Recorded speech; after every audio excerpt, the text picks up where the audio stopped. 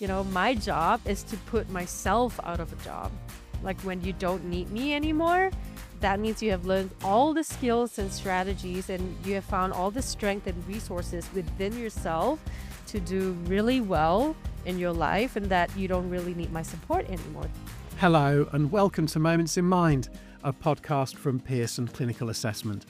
My name's Andy McLean. I'm a podcast producer based in Australia, and in this series we share extraordinary stories of professionals who make a difference in people's mental well-being every single day. In each episode, a special guest reveals moments that have changed their life and changed the lives of the people who they support. In today's episode, you'll hear my conversation with Priscilla Lee, a psychologist who runs her own practice called Innerlogue Therapy.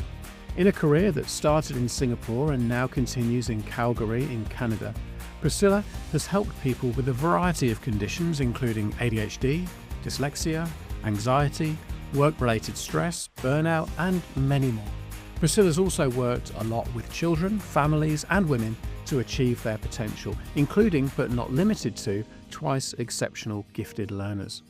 But what really came across for me in our discussion was Priscilla's warmth, her caring and sincere approach. She reminds us that when it comes to mental health, we all have low moments, but we don't have to stay down forever.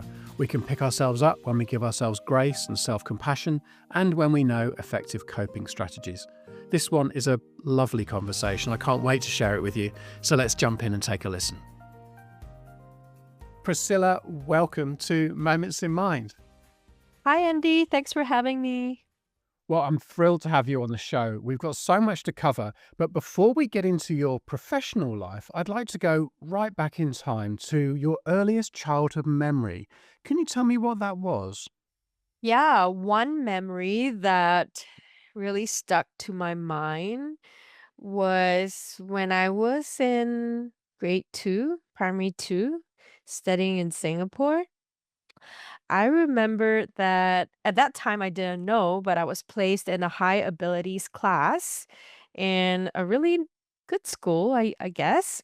And the teachers actually asked a question to the class that I was in. And they asked, I've heard that some of the kids here are doing assessment books and materials that are beyond what is for primary two. So, can I have a show of hands? How many of you are doing primary three materials? And then half of the class actually raised their hands. And then the teachers asked again. The teacher was like, "Oh, okay. Well, how many of you are doing primary four?" And again, like a bunch of people put up their hands. Primary five. And then there was still a few more hands and primary six. And there was still like one or two people who were putting up their hands. And I was just in shock because I did not put my hand up. So your hand didn't go up for any of those stages, is that right? No, I didn't know at primary two. Like, am I supposed to be doing assessment books for primary three, four, five, six? Wow. And you were a high achiever, and yet you found yourself in a peer group of, of high achievers and even higher achievers. Did you feel like pressure at that point as a kid, like that early on, do you think? I think as a kid at that time, I didn't really quite understand the context. It's only on hindsight that I realized that class that I was placed in were people who were doing really advanced stuff, like in outside of school. And a lot of my classmates then actually, went into like gifted stream, like into like top schools, right? So, but in that context, as an 8-year-old, I thought, well, I must be really dumb, hey? Well, I've read your CV, and you and I have spoken before, Priscilla, so I know that that's not the case. There's evidence littered all the way through it, and we'll discuss some of that today. Let's talk perhaps about your early career. I'm interested in what made you choose a career in psychology. My first course of study was actually in computer. So I'm really interested in all things computer, but I quickly realized that that is just a passion, a hobby that I like doing on the side. And I didn't really want to pursue a career in computers. So I asked myself, like, okay, what is something that I really, really enjoy and I'm really curious about? because it has to be something that is going to sustain my curiosity and my interest to learn about that for many, many years. So I picked psychology and philosophy. Wow, so you weren't just studying how people think, you were actually going right to the heart of some of the biggest questions that humanity has asked, not just today, but all through all of time, right? I think philosophy was a really interesting area of studies. From what I've heard from other psychologists, and we're talking about psychology as, in its infancy, like 50, 100 years ago, that people study psychology alongside philosophy really commonly, hey? Because it's asking about the why, right? Like what makes us human, why we here, and those questions, hey? Yeah, absolutely. Oh, that's fascinating. Now, can you tell me also a little bit about your approach to psychology? You can take psychology in so many different directions, can't you, professionally? And so people specialize in different areas. Tell me a bit about your work and why that's been so transformational for some of your clients. Yeah, right now, I'm really passionate to help adults who are facing burnout in the workplace, especially adults in the mental health and healthcare setting, because it is really stressful. And a lot of, like, we face high burnout levels. As well, I'm very passionate working with people who are neurodiverse. So, for example, people on the autism spectrum have ADHD. Of course, yeah. And you talked earlier about the fact that you were a high achiever at school. And I believe you also work with twice exceptional gifted learners today. Is that correct? So, I work with both children and adults, twice exceptional learners. And so, how we define twice exceptional would be people who have been tested to be gifted. And they also have a learning disability. So it could be dyslexia, some of them with ADHD, or on the autism spectrum. Yeah, and that's fascinating, isn't it? Because sometimes in a classroom setting, certain behaviors could be interpreted as, or misinterpreted, I guess, as either non-engagement on the part of the child, a lack of motivation, easily distracted. Some of those types of symptoms can actually lead teachers and indeed students down the wrong path in terms of their understanding of themselves and their potential. What you're doing is by helping to identify issues that people are having, and then also then being able to help them to sort of build on their strengths as well. For sure. So, when we work with twice exceptional, we don't just see people as, okay, you have the gifted side of you and you have the ADHD side of you, right? So, because your brain just doesn't split into half equally that way. So, we actually have to work with the whole person. And this is not just about their abilities, because we know with a lot of gifted learners, they are pretty smart, and it's easy for them to grasp a lot of concepts. In fact, so much so that a lot of twice exceptional people, they might actually fall under the radar for like ADHD or dyslexia, because their gifted minds actually overcompensate, like compensates for it, right? And hides all those symptoms. So people might not even notice that. And only when they're a little bit older and they're able to express themselves in that way, and try to discover what's going on with their mind that is so unique, then they discover all these things about themselves, right? And to make sense of that and to like celebrate, the brilliance of their mind, as well as to embrace the parts that they need more support and maybe strategies and coping skills to help them to make sure that, different areas of their lives are well supported and not hindered because of their differences in their brain and the way the brain works. Well, Priscilla, with such a varied career, you must have witnessed some extraordinary moments with clients down the years. Can you perhaps give me an example where you've made a difference in someone's life? I remember a client that I worked with in Singapore, and I believe he was about 10 or 11 years old at that time. And he was diagnosed with dyspraxia. So dyspraxia is really interesting. It kind of falls in between the area of what psychologists would work with under learning disabilities, but it's about movement. So they kind of fall overlaps with occupational therapists. And dyspraxia, people with dyspraxia, they struggle with handwriting, organizational skills, tying their shoelaces, right? Like, yeah, so from the outside, they're like really abstract things, but actually they all are built from certain types of like organizational skills that are really important. And so in that setting, I was working more as an educational psychologist, helping children and teenagers with the struggles that they might face in school. And for this kid, he was failing math really, really poorly. What I could help him with was actually firstly spark that interest in learning about math. So using like different math puzzles, like Sudoku, for example. I like to use this one called Ken, Kenken. Like that one is really fun, and make math really interesting. And then next was to teach him some of the skills that is going to help him understand his brain a little bit better, understand how can he organize his work a little bit better, like so handwriting and things like that.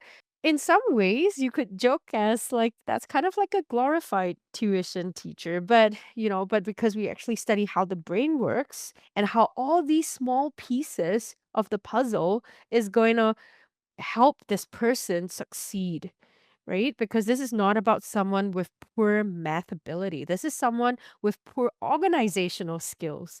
Hey, so once we worked on some of those skills, and by the end of that year, he was the top five in his class for math. And he was so proud, and his parents were so proud of him. So it's not really about working on the math itself, but even working on these skills and understanding the way our brain works and making sure we have strategies to help us understand how to not let these areas, be hurdles for us to have good achievements. Incredible. So tell me what that's like for you as a therapist when you have those moments with young people and they're having those breakthroughs. So it's really important for young people, like, and in that setting, I worked with a lot of people with like dyslexia or dyspraxia and things like that.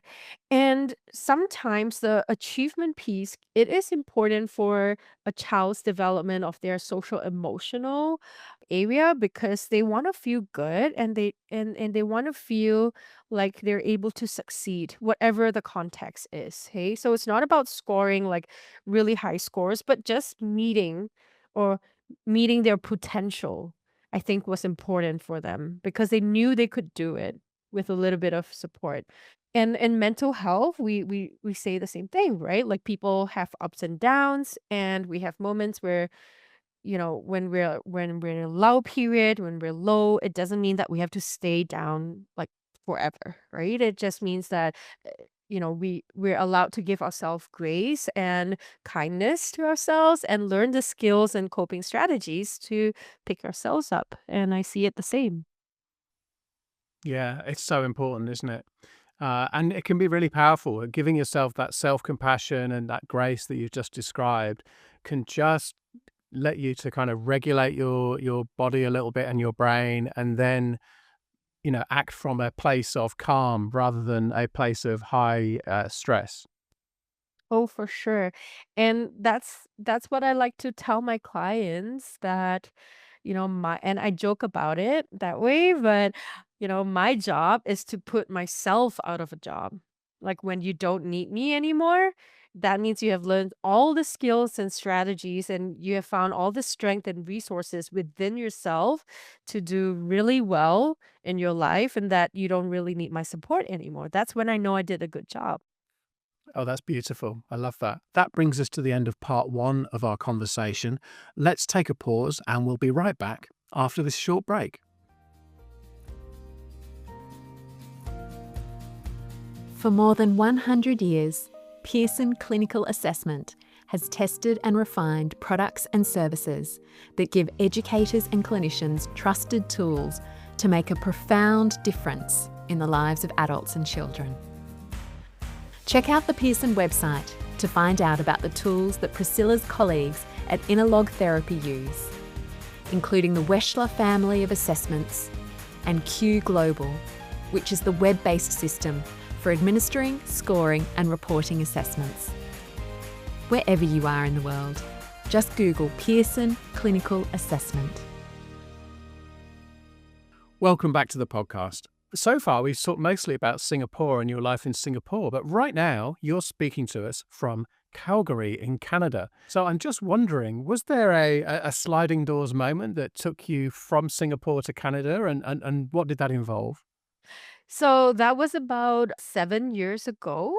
It was a really big moment, I guess, to make that decision to move because it is scary. Hey, I didn't have like a job lined up for me or anything like that. I applied for the permanent resident visa and I just knew that I needed a change of environment, that it was going to be an adventure.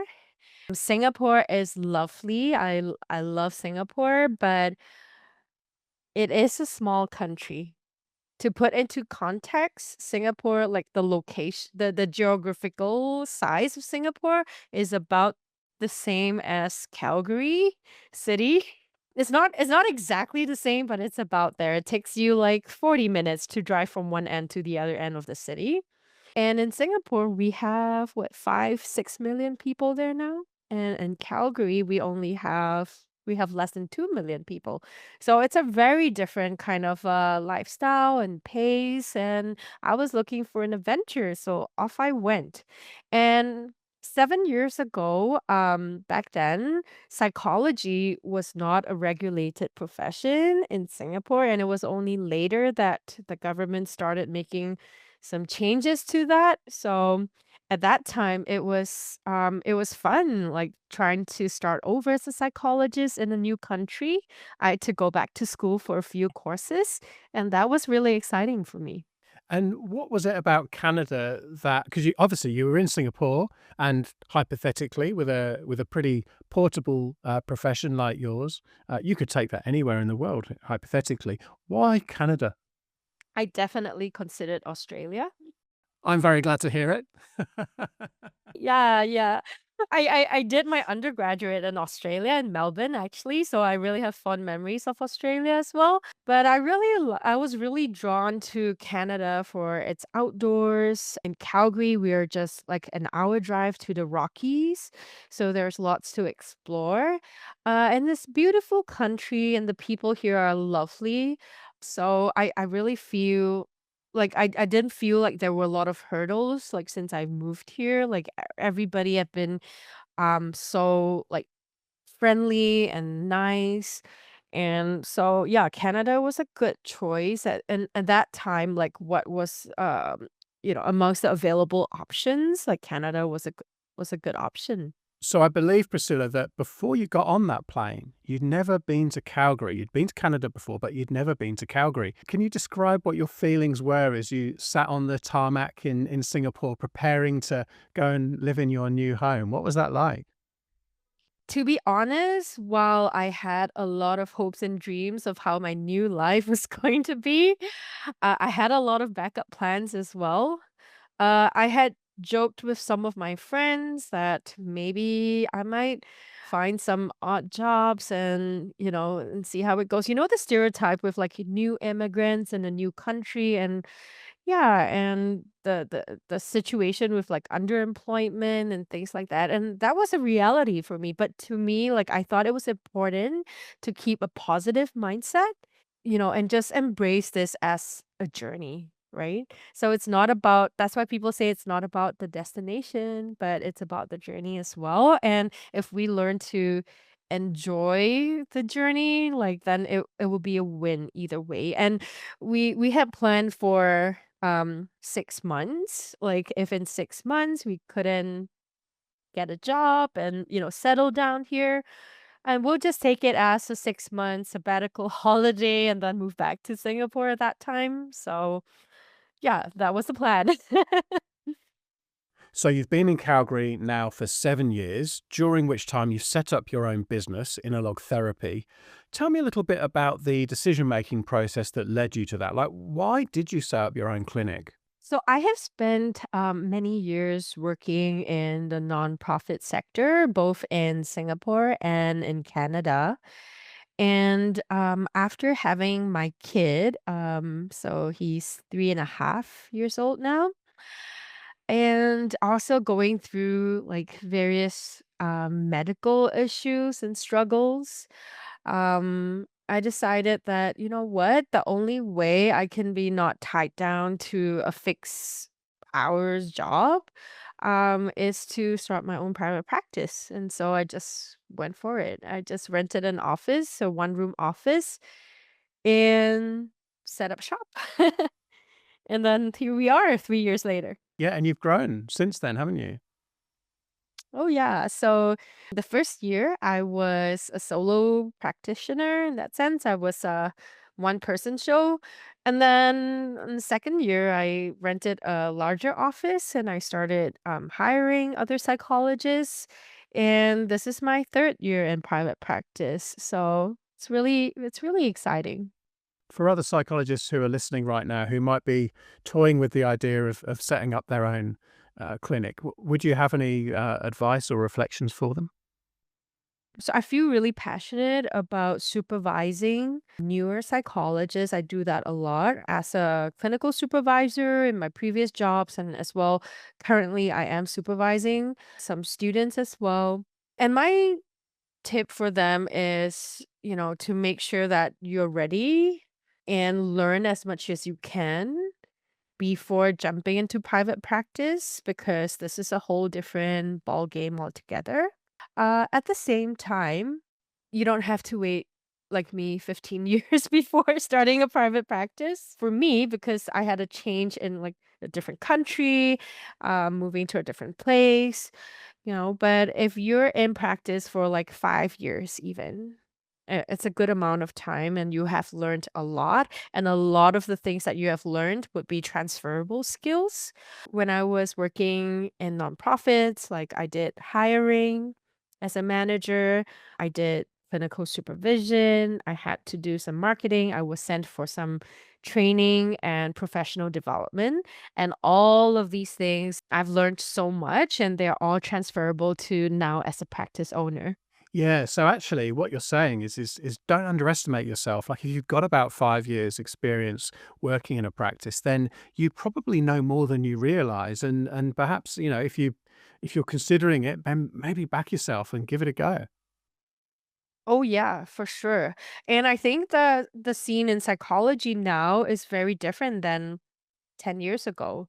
Like a lot of more people, especially like during the COVID period, a lot of people are really realizing the value that psychologists bring to their lives and seeking out for psychologists whom they can identify with, who they feel they're able to help them.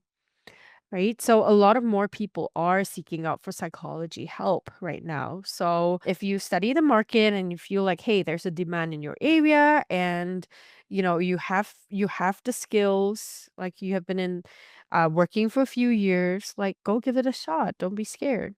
You never know. Wonderful. So, Priscilla, I know that standardized assessments are an important part of interlog therapy. Could you just tell me a little bit about the role that they play in your clinic? Yeah, at Innerlogue Therapy and Psychology, we have psychologists that specialize in different areas. So we have a couple of psychologists who specialize in assessments, and we do assessments for a full psychoeducational assessment, and usually that would include the Wechsler, the WISC for children. And we also do assessments for ADHD, for autism, and different areas as well. So, yeah, we do a lot of assessments, and they're really important because they give us information about our clients. So, very typically, someone would do an assessment and we would give them recommendation of what kind of support or resources there are. And with that, it's a lot easier for their therapists whoever that they're working with or could be working with in future. Like once they see those areas that need extra support, that really gives us information about what to work with and what to focus with the child. Yeah, so and obviously you're in the therapist chair, Priscilla, so you can take those results and then you can tailor your intervention and your program of work with a particular client. Oh yeah, of course. So, like for example, for the whisk, like we do see the profile, and there might be certain profile that would indicate potential like further diagnosis. Like they might suss out like ADHD and things like that, and then that would call for like other kinds of assessments to be done for the child so that we make sure that the child is getting the full picture of what's going on with the child right now and get a better idea of how we can support them. So it's not only about like getting an IQ score, but really a lot of parents are sending their child for assessments for various concerns. It could be behavioral, it could be emotional concerns for their child. And so these assessments actually give us some good information. You've mentioned parents there. I'm interested, as a therapist, you have perhaps an hour-long session with a child, and then the child goes out into the wider world and they're at school and they're at home with their family and with teachers and so on. How, as a therapist, can you help to inform the other people in a child's life so that when they're outside of the clinic, they can follow a program of work and collectively support the child to achieve a positive outcome? Mhm. That's a very good question because there is a few components here other than working with a child.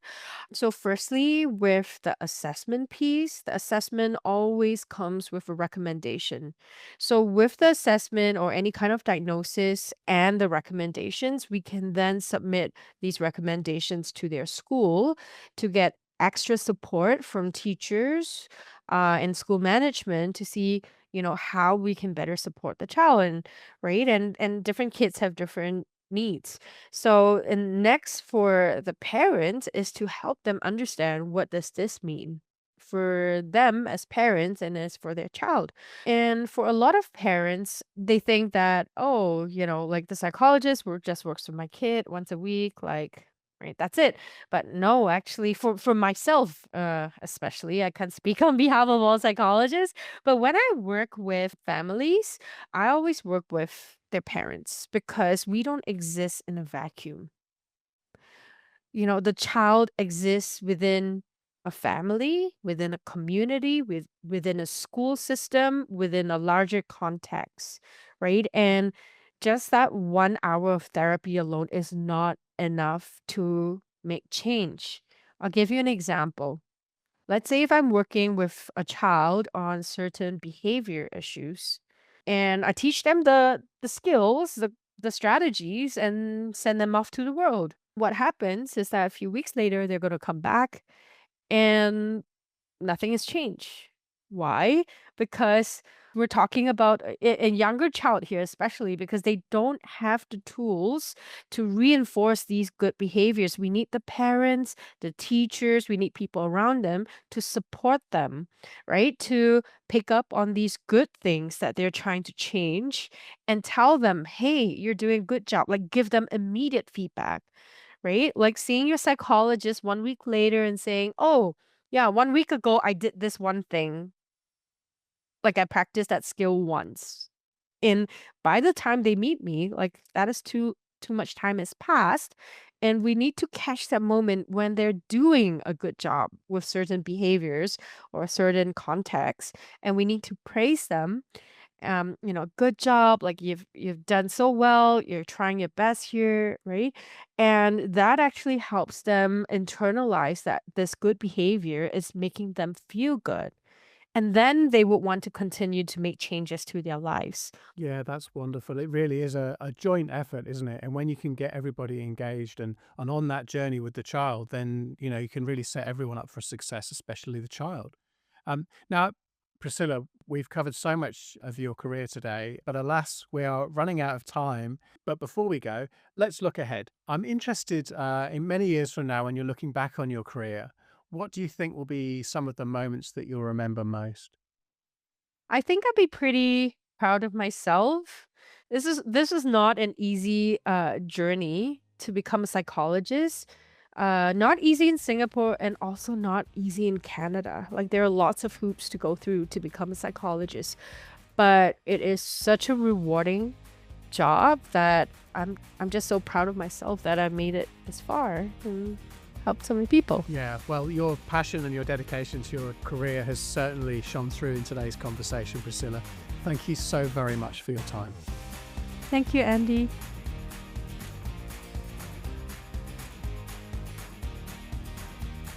Thanks for listening to this episode of Moments in Mind, a podcast by Pearson Clinical Assessment. Check out the Pearson website to find out more about the Pearson tools that Priscilla's colleagues at Innerlogue Therapy use, including the Weschler family of assessments and Q Global, which is the web-based system for administering, scoring and reporting assessments. Wherever you are in the world, just Google Pearson Clinical Assessment and you'll find the details there. And to find out about Innerlogue Therapy in Calgary, visit innerlogtherapy.com. That's Innerlogue Therapy, all one word, .com. Finally, to listen to more episodes of Moments in Mind and to subscribe, you can find us on Spotify, Apple Podcasts, YouTube, pretty much wherever you get your podcasts. And while you're there, do feel free to leave us a rating or a review. We'd be very grateful if you did. In the meantime, it just remains for me to say thanks for listening and goodbye for now. Client details and narratives presented in this podcast have been altered or omitted to protect confidentiality and privacy. Any similarities to actual individuals, events, or circumstances are entirely coincidental. Each client interaction is unique, and the outcomes or breakthroughs described are specific to the individuals involved. These examples are provided for illustrative purposes only and should not be interpreted as guarantees or promises of similar results for others.